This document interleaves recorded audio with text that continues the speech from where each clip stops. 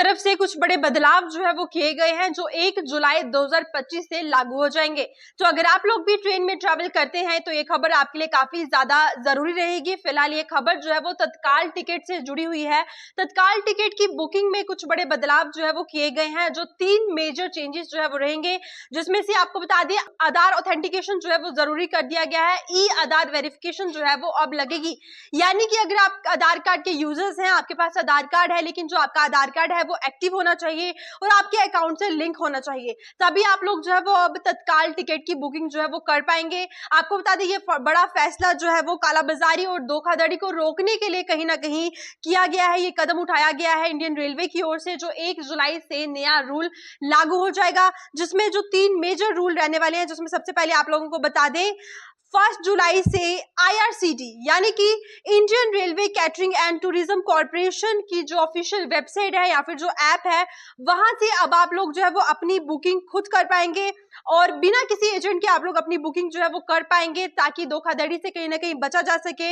लेकिन इसमें आप लोगों का जो आधार ऑथेंटिकेशन है वो जरूरी होगा। ई वेरिफिकेशन आप लोगों की होगी, जिसमें आपका आधार कार्ड जो है वो एक्टिव भी चाहिए और आपके अकाउंट से लिंक होना चाहिए। तो अगर आप लोगों का आधार कार्ड एक्टिव नहीं है या फिर आपके अकाउंट से लिंक नहीं है, आप 1 जुलाई तक जो है वो करवा दें। अगर आप लोग भी ट्रेन में ट्रैवल जो है वो 1 जुलाई के बाद करने वाले हैं, तो फिलहाल आपको बता दें IRCTC की वेबसाइट पर जाकर आप लोग अपनी बुकिंग जो है वो करवा सकते हैं, अगर आपका आधार कार्ड जो है वो लिंक होना चाहिए। जिसके बाद दूसरे बड़े बदलाव की अगर हम बात करें तो आपको बता दें 15 जुलाई की बात करें तो 15 जुलाई को तत्काल टिकट की बुकिंग के लिए आधार बेस्ड OTP जो है वो वेरिफिकेशन के लिए आएगा। यानी कि जब आप लोग अपने तत्काल टिकट की बुकिंग करवाएंगे तो आपके फोन में एक OTP आएगा। OTP जब आप रजिस्टर्ड करेंगे उसके बाद ही आपकी जो बुकिंग है वो कंफर्म होगी, लेकिन जिसके लिए आपका जो आधार कार्ड है वो लिंक चाहिए, वो एक्टिव चाहिए, जिसके बाद ही ये सब जो है वो हो पाएगा।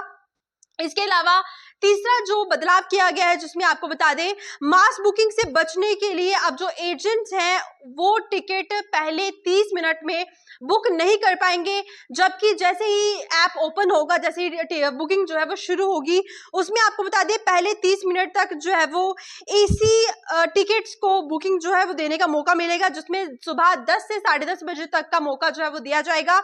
AC टिकट्स की बुकिंग जितने भी जो पैसेंजर्स है वो करना चाहते होंगे उन्हें मौका दिया जाएगा, वो कर पाएंगे। इसके अलावा नॉन AC टिकट्स की बुकिंग की बात करें तो 11 से 11:30 बजे तक जो है वो नॉन AC टिकट्स की बुकिंग होगी, जो कि डायरेक्टली जो पैसेंजर है वो खुद कर पाएंगे बिना एजेंट के। फिलहाल आधे घंटे तक जो है वो AC और नॉन AC वाले जितने भी पैसेंजर्स हैं उन्हें मौका दिया जाएगा बुकिंग का।